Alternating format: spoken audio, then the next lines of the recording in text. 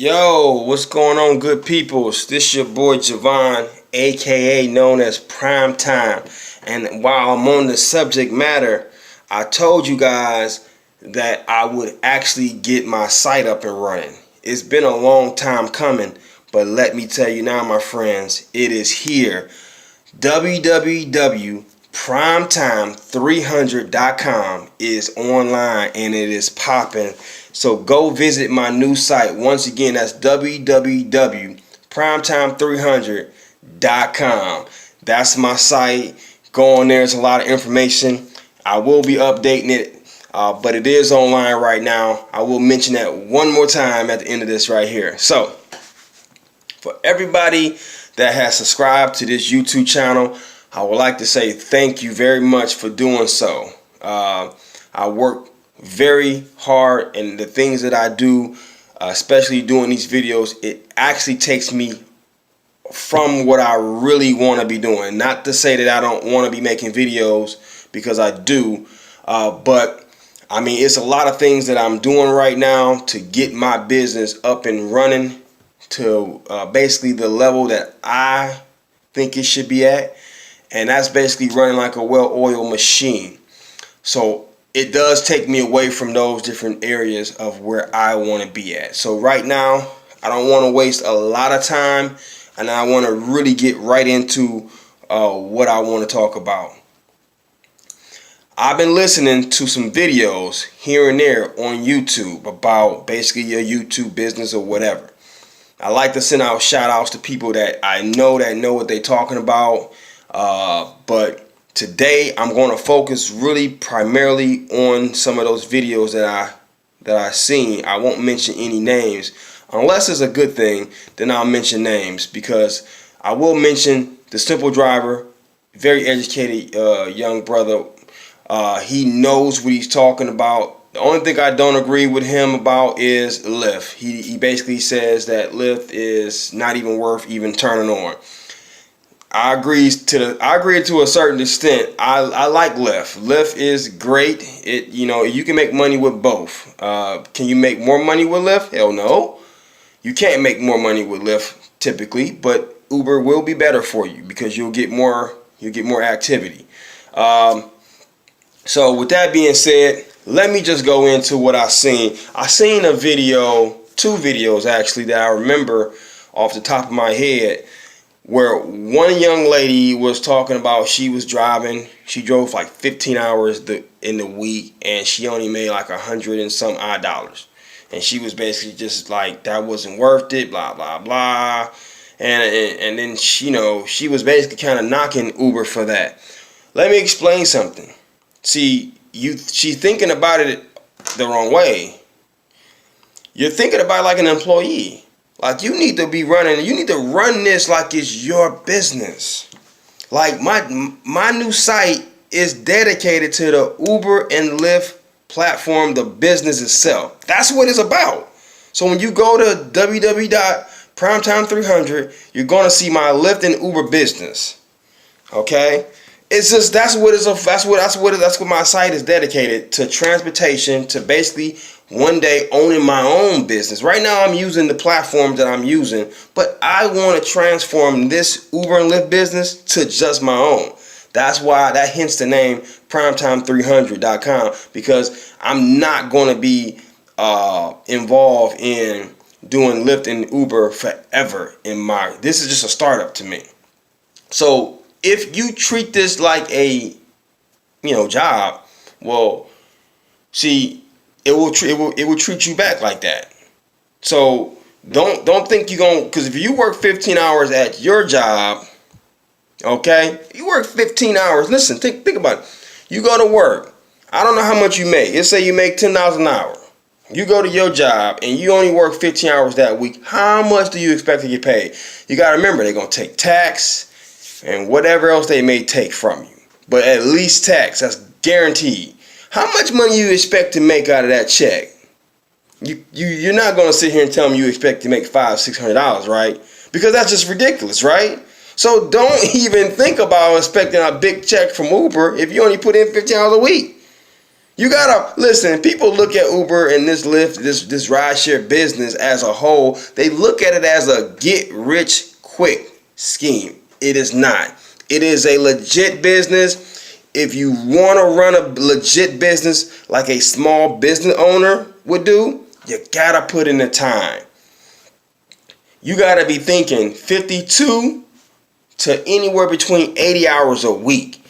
If you a hustler, you putting in that max 80 hours a week. Because really max 80 is really probably max what anybody could possibly do probably. But, you know, and that might be pushing it for a lot of us. Like, I don't put in 80. I'm not telling you to put in 80, but I know people that will put in 80 because they work through the night and all kind of stuff like that. But see, if you grinding like that and you a hustler like that, that's not an issue for you. But if you want to work smart and not harder, you still got to work the hours. You can't, you know what I'm saying? There's no way to get around working 50 plus hours a week if you want to run a small business. I'm just going to put that out there. You can't work. There's no way you should be working less than 52 hours a week.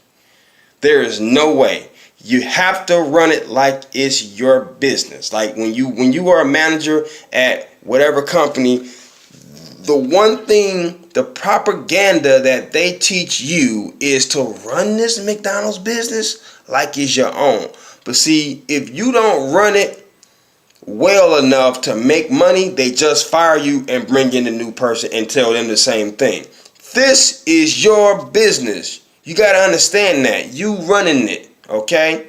And if you're like me, you only want to do Uber and Lyft for X amount of time, and then you move on to bigger, better things. Because I know, even if you make $1,000+ a week doing this, you're never gonna get rich doing this, okay? Like, that's not rich money. Like, people think that's rich money or something, like you supposed to get like $2,200 checks and that's supposed to be rich money. That's still not rich money. People that's rich get way more money than that, okay? You need to be thinking like this. That is well enough to just do what you got to do money. That's what it is. That's good enough so that you don't got to work for the man, okay?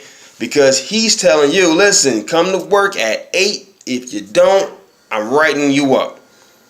If you don't do this, well, I got to write you up for insubordination. I can't do with all that. I want to be able to do what I need to do.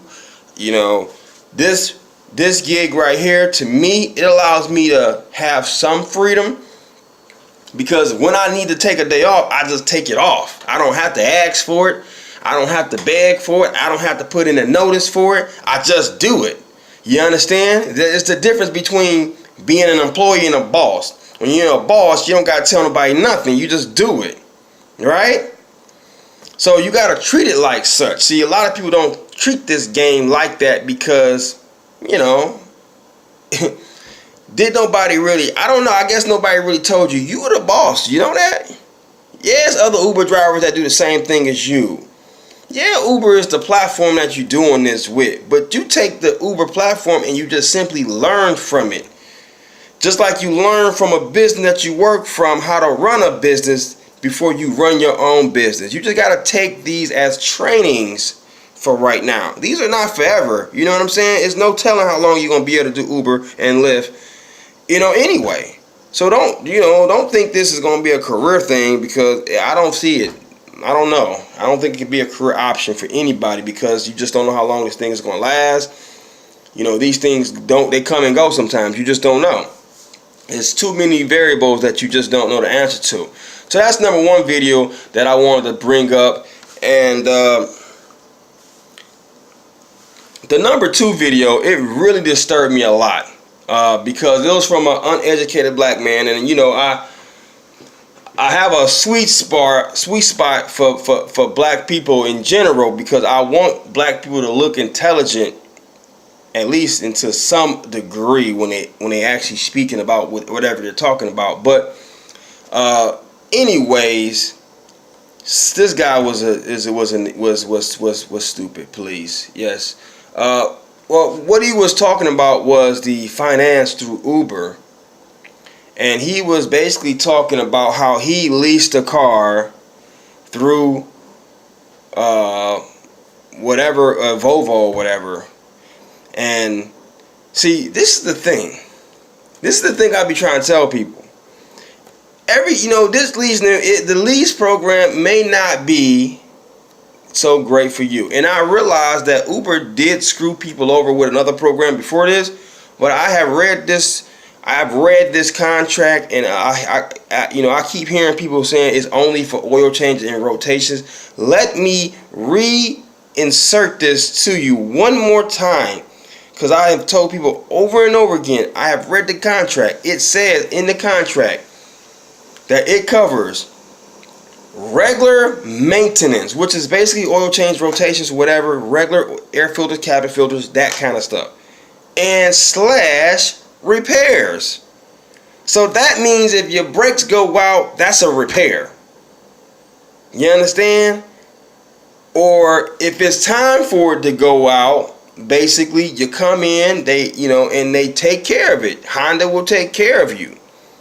It's guaranteed they will work. They will take care of it. So, and the company that Uber Exchange, Lease and Exchange goes through, is a fleet company called Dolin. I just found this out. I used to work for Valvoline Instant Oil Change before I started doing this full time. And when I worked at Valvoline, we used to get a fleet company called Dolin, and we used to have to put in this stuff here. It basically, Dolin pays for the charge. Okay, they pay for the charge. Well, guess what? Do you not know that Dolin had other companies like Midas, these other like full service shops? What do you think they're doing there to the car? You think they're just changing the oil there? No, they come to Valvoline because Valvoline was a quick service oil change. They come in, they get it done, and they keep it moving. They can get back on the road. But when they need brakes, they can't come to Valvoline for that because Valvoline doesn't do brakes. They got to go somewhere else where they do brakes. It don't matter how long it takes because, service is service. They need it done. But when it comes to oil change, they just don't want to wait. So that's why they came to Valvoline. Then they go to Midas or whatever that they had on there. And the fleet company pays for this service, not the driver. So if you think about it, it's the... I mean, come on. See, if you don't know, if you're not educated, you'll just sit up here and you'll say all kind of crazy talk. Now let me get back to what he said. He was saying that it's not worth it because you got to pay all this money. Well, listen, you got expenses anyway when you have a business, right? Just think of that as an expense that you need to pay off, right? Your car is your expense. It's your expense anyway, because if you got a lease, right, you got to pay the car note on it. That's an expense. You got to pay for the gas. That's another expense. Well, if you got a lease to like a Volvo or whatever, well, guess what? You have a mileage cap. So if you go over your mileage, which you probably will driving Uber, even part-time, okay, you're going to be paying more money anyway. So what are we talking about here, people? What are we talking about here? And not to mention, you're going to have to, at some point during that lease, you're going to have to start paying for stuff. Maybe your first few oil changes are free, but after that, oil change ain't free. And in a Volvo, I can tell you right now, Volvos take a fully synthetic oil change, and it's going to cost you a little bit more. Typically, Volvos take a little bit more oil than a standard Ford Escort or something like that. Like a little small American car or whatever that take 5 quarts of oil. That baby gonna take about 8 quarts. Somewhere around there, about 6 at the minimum. So you're going to pay for every quart that you have in that vehicle. So oil changes for a Volvo, because I used to work at Valvoline, so I know this, are not cheap. Some of them take a specialized filter, so they charge you for that stuff too when you go get your oil change. Trust me, it's not cheap. So just the oil change is going to hurt you if you do this game full time in a Volvo. Okay? Not saying Volvo's a bad car. It's a great car, but if you're going to lease the car and drive this, There's no way you could talk bad about the lease and exchange to me, because the lease and exchange, what it does, it allows somebody with bad credit to get a car. It allows for you basically to put $250 down and you walk out with a brand new car. Yeah, you pay every week, but you also are covered with the maintenance. And I'm gonna say it real quick: maintenance / repairs, people. And I respect the Uber driver a lot, but I heard him say this on his channel that it does not recover that. It does, okay. I have read I have one, okay. I have a 2016 Honda Civic. I think we know that because I talked about it on here before. But let me say this again. It covers repairs as well. So what a repair is, people? If something breaks, I'm not gonna pay for that.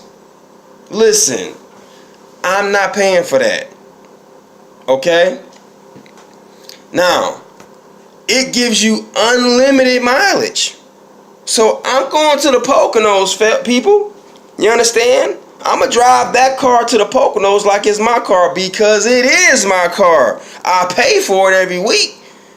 That means it's my car at least for the next 3 years, people. It's my vehicle. And when I get done beating it up, I can turn it in and beat the crap out of something else that they give me. Come on, people. Come on, man. I mean, am I talking to if I'm preaching to the choir here? I mean, like, is this really, do I really got to keep explaining what the lease exchange, how it benefits you? Like, listen, if you don't think it's for you, just don't mess with it, man. That's all I can tell you. But if you think it could benefit you, please, let me explain to you why it should benefit you. If you don't have a car and you want to do Uber, I do both. I do Lyft and Uber in the same car. You know what I'm saying? It don't even matter, because I'm an independent contractor. I can do what I want. And let's say, for example, if I decide I don't want to even do Uber no more, all I gotta do is pay the note every week. I can still keep the car. Hello, people. It's my car again. It's not Uber's car. It is my car. Jesus. People ask me that question too. Is this Uber car? Hell to the no. How could it be Uber's car when I'm paying for it? They ain't paying for it.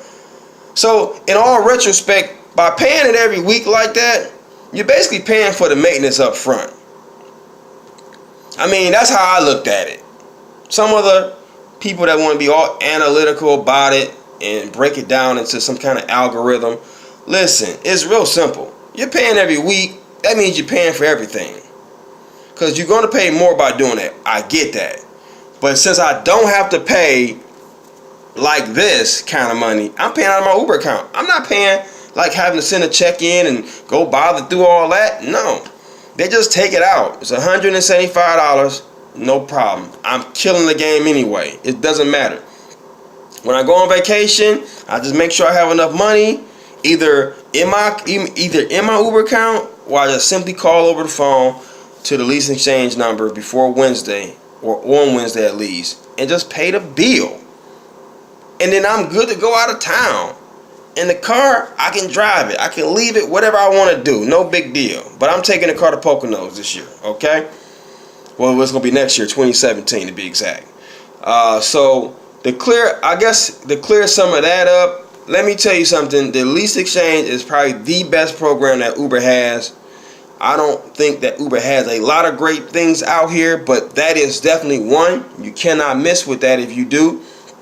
If you're doing it full time, it's definitely the thing to do. I mean, I understand everybody's situation is different. Some people are already fully committed in the cars that they have. Well, that's a shame. I mean, that's all I can say. It's a shame if you're fully into a contract with a, I feel bad for you, son, because you're missing out on something better. But, some people will sit there and say it's not. And, I done had people sit up and tell me that at the end of the year, I'll still make more money than you. I'm like, no, you won't, because when your car breaks down, what happens? You're out the game, son. Not me, Because my car ain't gonna break down. How can it? It's brand new. And they're gonna do the maintenance and they're gonna do the repairs, people. Repairs. Listen, go to my site, www.primetime300.com. If you don't understand anything about what I just said, some of the info that you will hear on here should be something that you can find on there. Do I have a lot of stuff about the stuff that I'm talking about right now? Heck no. I just did it on the spur of the whim right here. I didn't even know I was going to talk about this today. And my website just got launched a couple days ago. So people, the stuff that I'm talking about right here will not be on my site right away because I gotta go do other things. I'm already 20 minutes in. I got bills to pay. I got people to see and things to do. So with that being said, good people, listen, please, I'm gonna say it like this, please stop saying that it only covers oil changes and tire rotations. Please stop saying it. Listen, if I said this last time, if you haven't went down to the dealership and talked to them, seen a contract, where are we getting this information from, people? We getting it from the man over here that didn't want to do it because he just hating on Uber? Bruh.